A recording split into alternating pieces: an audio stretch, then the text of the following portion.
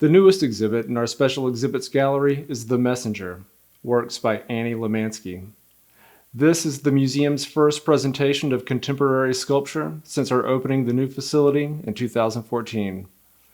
As with all exhibits at the Florence County Museum, this exhibition highlights an artist who has a unique connection to the South. Anne Lemanski is a North Carolina-based professional artist whose unique sculptures and print works over the last 20 years use animal imagery to address social, environmental, and political issues.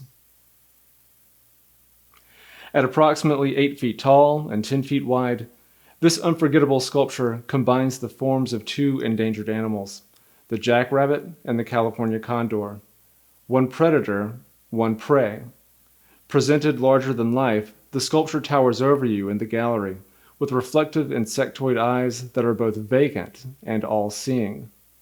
The result is imposing, yet also intriguing, as its bold presence slowly invites the viewer to examine the intricate details of its construction. This sculpture represents the African wild dog, Lichen pictus, literally translated as painted wolf. The painted wolf is an endangered sub-Saharan animal whose populations are increasingly threatened by human fragmentation of their natural habitat. In this sculpture, Lemanski takes advantage of the animal's name, presenting it with high-keyed colors in a motif reminiscent of the patterns found on West African textiles. This work from 2008 is one of the earliest in the exhibition. In its title, Lemanski uses a juxtaposition of name against the color of the sculpture itself. The animal is the blue shark, a non-aggressive species which is hunted by humans for its meat and skin.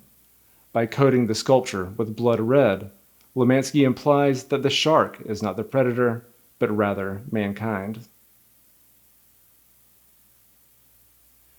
This piece makes one of the more direct social statements in the exhibition, and one which brilliantly showcases the artist's formal art-making proficiency.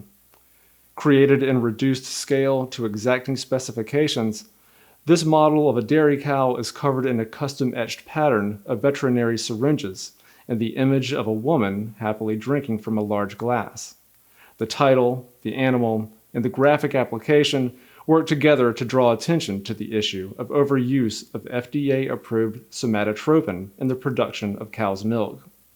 Like many of her other works, Got Bovine Growth Hormone, an obvious riff on the popular dairy industry tagline, invites the viewer to examine the impact of human consumption on the natural world. In Chinese folk medicine, dehydrated seahorses are used by men to increase sexual virility. This sculpture combines the forms of a traditional Chinese vase and seahorses, along with depictions of idealized male bodybuilders. The imagery is humorous, but the issue is not. As so many are now aware, the annual capture and consumption of millions of wild animals on the Asian black market has given rise to mutated viruses like COVID-19, which have had profoundly negative health impacts across the globe. This piece, the namesake of the exhibition, is one of Lemanski's most subtle and poignant works of reflection. The sculpture takes its imagery from the popular children's fable about the thirsty crow who fills a pitcher with rocks in order to bring water from the bottom to the top so it can drink. However, in this interpretation, Lemanski presents the crow not in black feathers, but white, as the portentous appearance of an oracle bringing the viewer a message, a glimpse, perhaps, of their own future. Instead of a ceramic pitcher, the crow has found a plastic water bottle, and instead of rocks, the crow is filling the bottle with human skulls, the final one held in its beak, waiting to be placed in. The message is simple. If man takes resources from nature, then nature will eventually take what it needs from man. Although her sculptures are formed by the semi-industrial process of cutting, shaping, and welding copper wire, the overall effects are convincingly naturalistic. Even if one does not immediately grasp the concepts behind the works, They are easily appreciated by the obvious level of technical skill required to make them. Each of Lemanski's subjects are researched to a meticulous anatomical degree, resulting in sculptures which are not only rendered in perfect proportion, but which accurately evoke the character of the animals they represent.